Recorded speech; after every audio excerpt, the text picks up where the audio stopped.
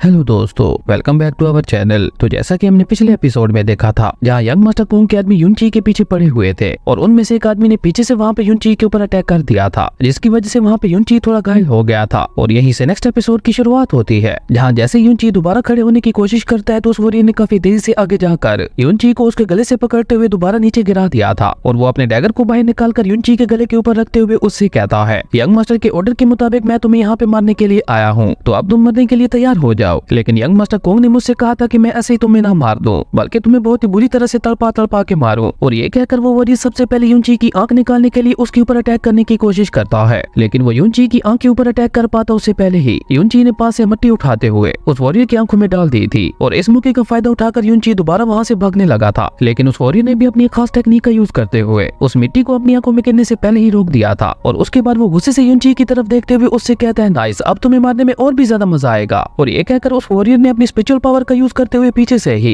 युनची के पैरों के ऊपर अटैक कर दिया था, जिसकी वजह से युनची वहाँ पे एक बार फिर से गिर गया था। और वो लगता हुआ सीधा कांटेदार पौधों के पास जाके गिरा था, जिसकी वजह से एक छोटा सा कांटा उसके हाथ में भी चुभ गया था, जिससे हमारी पॉइजन पल की पावर रिलीज होने लगी थी। और इसी के साथ यहाँ पे युनची को एक आइडिया आता है और उसने अपने हाथ में 2 कांटेदार पत्ते ले लिए थे, जिनमें ऑलरेडी काफी सारा पॉइजन था। लेकिन उसके बावजूद भी युनची ने उनमें अपने हेवनली पॉइजन पल का पॉइजन भी मिला दिया था। वहीं दूसरी तरफ अब वो वॉरियर भी युनची के पास पहुंच चुका था और वो युनची के पास आते हुए उससे कहता है, तुम्हें क्या लगा था कि तुम मुझसे बचकर भाग जाओगे। और ये कहकर वो वॉरियर जैसे युनची के ऊपर अटैक करने के लिए आगे बढ़ता है तो युनची ने वो दोनों कांटेदार बीज उस वॉरियर की तरफ फेंक दिए थे, जिस उस वॉरियर ने भी अपना हाथ आगे करते हुए रोक लिया था। लेकिन जैसे ही वो उन्हें पकड़ता है तो उसे भी एहसास हो गया था कि उन दोनों में बहुत ही खतरनाक पॉइजन था, इसलिए उसने और ज्यादा देर ना करते हुए डायरेक्टली अपने डैगर से अपने हाथ को काट कर उस पॉइजन को बाहर निकाल दिया था। और इस सब में युनची वहाँ से काफी तेजी से भागता हुआ गायब हो गया था, जो देखकर अब उस वॉरियर को बहुत ही ज्यादा गुस्सा आने लगा था। और वो भी अपनी लाइटिंग स्पीड टेक्निक का यूज करते हुए काफी तेजी से युनची का पीछा करने लगा था। और देखते ही देखते थोड़ी ही देर में वो वॉरियर दोबारा युनची के पास पहुंच चुका था, जहां अब की बार उसने और ज्यादा देर ना करते हुए डायरेक्ट ही पीछे से अपने डैगर की मदद से युनची के ऊपर अटैक कर दिया था। और आज यहाँ पे युनची की किस्मत भी बहुत ज्यादा खराब थी, क्योंकि वो भागता भागता वहाँ पे एक पत्थर के साथ टकरा कर गिर गया था, जिसकी वजह से अब उस वॉरियर का अटैक बस युनची को लगने ही वाला था। और अगर ये अटैक युनची को यहाँ पे लग जाता तो युनची का खेल यहीं पे खत्म हो जाना था। और उस अटैक को अपनी तरफ आते हुए देखकर युनची ने भी अपनी आंखें बंद करके अपने हेवनली पॉइजन पल वाले हाथ को आगे कर दिया था। और उस वॉरियर का ये अटैक युनची को लग पाता उससे पहले ही युनची के हेवनली पॉइजन पल वाले हाथ से जैस्मीन ने बाहर निकलते हुए उस वॉरियर के डैगर को पकड़कर आगे बढ़ते हुए उसी डैगर की मदद से उसने उस वॉरियर के ऊपर एक के बाद एक कई सारे अटैक्स करके उसे मार दिया था। और जैस्मीन का ये अटैक इतना ज्यादा फास्ट था कि ना तो उस वॉरियर को कुछ समझ आई थी और ना ही युनची को कुछ समझ आई थी कि अभी अभी यहाँ पे क्या हुआ है। और युनची यहाँ पे खुद को सही सलामत देखकर हैरान होते हुए कहता है, क्या मैं उस अटैक से बच कैसे गया। वहीं वो वॉरियर तो बिल्कुल वहाँ पे एक स्टैचू की तरह जम चुका था। और तभी देखते ही देखते धीरे धीरे उसकी बॉडी के अंदर क्रैक्स आने लगे थे, जिसकी वजह से उस वॉरियर की बॉडी एक पत्थर की तरह टूट कर वहीं डिस्ट्रॉय हो गई थी। और उस वॉरियर की बॉडी डिस्ट्रॉय होते ही युनची की नजर जैस्मीन के ऊपर पड़ती है और युनची जैस्मीन को देखकर हैरान होते हुए कहता है, ये तो वही लड़की है, क्या अभी अभी इसी ने यहाँ पे मेरी जान बचाई थी। वहीं दूसरी तरफ जैस्मीन भी काफी गौर से युनची को देखने लगी थी, जो देखकर युनची खुश होते हुए कहता है, ओ तो फाइनली से होश आ ही गया। लेकिन तभी अचानक वहाँ पे जैस्मीन की तबीयत दोबारा खराब होने लगती है, क्योंकि उसके यहाँ पे स्पिरिचुअल पावर यूज करने की वजह से उसकी गॉड किलिंग पॉइजन दोबारा एक्टिवेट हो गई थी, जिसे एक पल के लिए युनची ने अपनी हेवनली पॉइजन पल की मदद से खत्म कर दिया था। और उस गॉड किलिंग पॉइजन की वजह से जैस्मीन की हालत यहाँ पे एक बार फिर से काफी खराब हो गई थी, जो देखकर युनची उसके पास जाते हुए उससे कहता है, क्या हो रहा है तुम्हें, तुम ठीक तो हो ना। इस पे जैस्मीन ने अपने ऊपर कंट्रोल करते हुए खुद को किसी तरह से संभाल लिया था, जो देखकर युनची उससे कहता है, मेरी जान बचाने के लिए शुक्रिया, लेकिन अब हमारे हिसाब बराबर हो गया है, क्योंकि पहले मैंने भी एक बार तुम्हारी जान बचाई थी। और अगर तुम दोबारा मेरे हेवनली पॉइजन पल के अंदर जाना चाहती हो तो तुम बिला झिझक वहाँ पे जा सकती हो।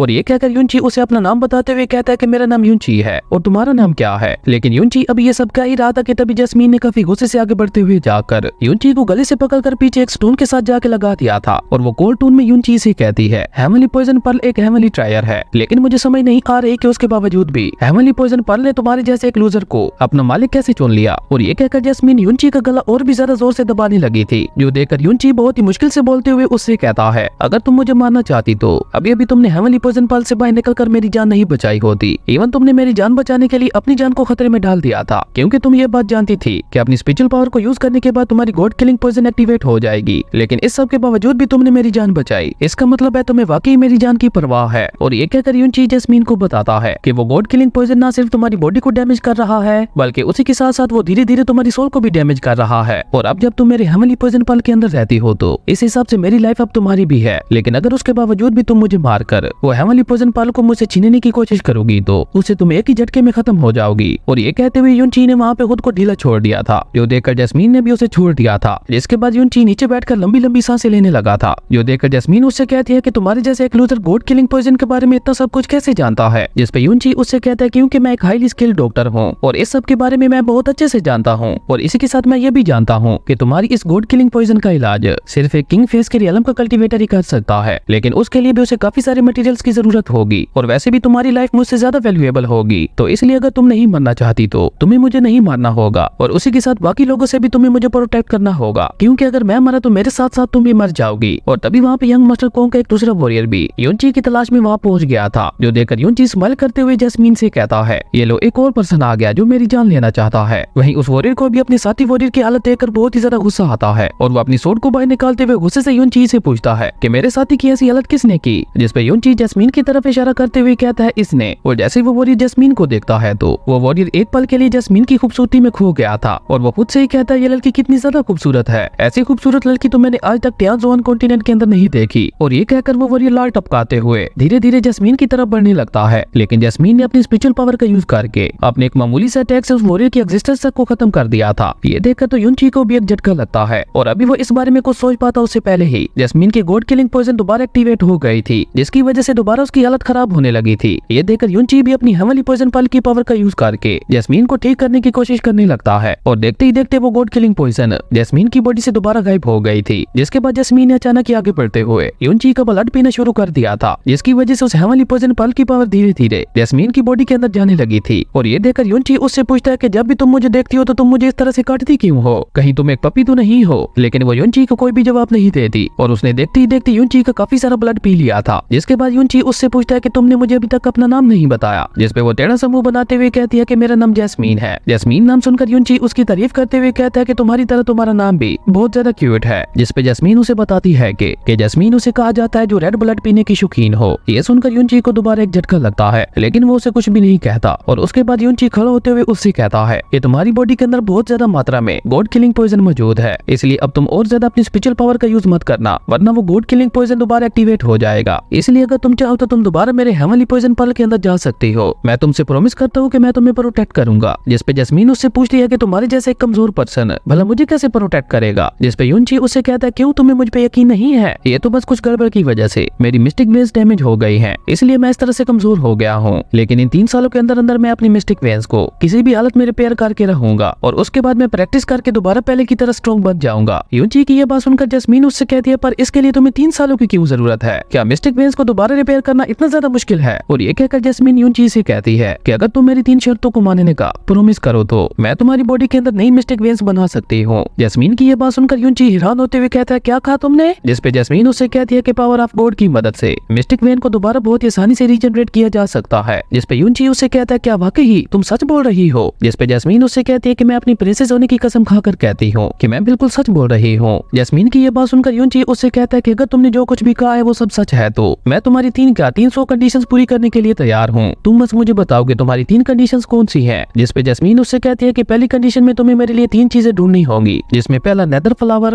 सेकंड 3 मिस्टिक पिल्स जो कि सारी की सारी डोमिनेट फेज से हाई रियलम में हो, और थर्ड चीज तुम्हें मेरे लिए 35 kilogram purple pulse gold crystal ढूंढनी होगी। जैस्मीन की ये बात सुनकर युनची को एक झटका लगता है, और वो गुस्से से जैस्मीन से कहता है तुम जानती भी हो कि तुम क्या बोल रही हो, ये तीनों चीजें अगर मैं टियानजुआन कॉन्टिनेंट का पूरा चप्पा चप्पा भी छान मारूं तो फिर भी मिलना इम्पॉसिबल है। जिसपे जैस्मीन उससे कहती है कि ये तीनों चीजें मेरी बॉडी को दोबारा रिबिल्ड करने के लिए बहुत ज्यादा जरूरी है, इसलिए मुझे ये किसी भी हालत में चाहिए। तो अब बताओ क्या तुम मेरी इन कंडीशंस को पूरा करने के लिए प्रॉमिस करते हो। जिसपे युनची उससे पूछता है कि मुझे ये सारी चीजें कितने टाइम में ढूंढनी होगी। जिसपे जैस्मीन उससे कहती है कि ऑलमोस्ट 30 सालों के अंदर अंदर तुम्हें ये तीनों चीजें किसी भी हालत में ढूंढनी ही होगी। जैस्मीन की ये बात सुनकर युनची ने भी कुछ सोचते हुए उससे प्रॉमिस कर दिया था। जिसपे जैस्मीन उससे कहती है कि इसके अलावा भी मुझे मेरी बॉडी को वापस रिबिल्ड करने के लिए तुम्हारी लाइफ सोर्स पावर की भी जरूरत होगी, ताकि मैं अपनी पावर्स को पूरी तरह से रिस्टोर कर पाऊं, और इसके लिए तुम्हारी मिस्टिक पावर को मुनाच फेस तक होना जरूरी है, इसलिए तुम्हें किसी भी हालत में 30 सालों के अंदर अंदर मुनाच फेस रियलम तक पहुंचना होगा। ये मेरी सेकंड कंडीशन है। जैस्मीन की ये कंडीशन सुनकर युनची हैरान होते हुए अपने मन में कहता है कि आखिर ये गर्ल किस लेवल पे है जो इसे अपनी बॉडी को रिबिल्ड करने के लिए मुनाच फेस की मिस्टिक पावर की जरूरत होगी। इसके हिसाब से मुझे लगता है ये लड़की ऑलरेडी गॉड फेस में पहुंच चुकी है। और ये सोचकर युनची जैस्मीन से कहता है कि टियानजुआन कॉन्टिनेंट के अंदर 30 सालों में मुनाच फेस तक पहुंच पाना लगभग इम्पॉसिबल है, लेकिन फिर भी मैं उस फेस तक पहुंचने की अपनी पूरी कोशिश करूंगा। जिसपे जैस्मीन उससे कहती है ओके, मेरी थर्ड और लास्ट कंडीशन ये है कि तुम मेरे सामने झुकते हुए मुझे अपना मास्टर बोलो। जिस पे युनची उससे पूछता है, लड़की क्या तुम मुझे बता सकती हो कि तुम्हारी एज क्या है? जिस पे जैस्मीन कहती है कि मैं 13 साल की हूँ। ये सुनकर युनची उसे ग्रीट करते हुए कहता है कि मैं तुम्हें अपना मास्टर बोलने के लिए तैयार हूँ, लेकिन तुम्हारे सामने झुकना मेरे लिए इम्पॉसिबल है। युनची की यह बात सुनकर जैस्मीन ने उसे किक मारते हुए नीचे गिराकर जबरदस्ती अपने सामने झुका लिया था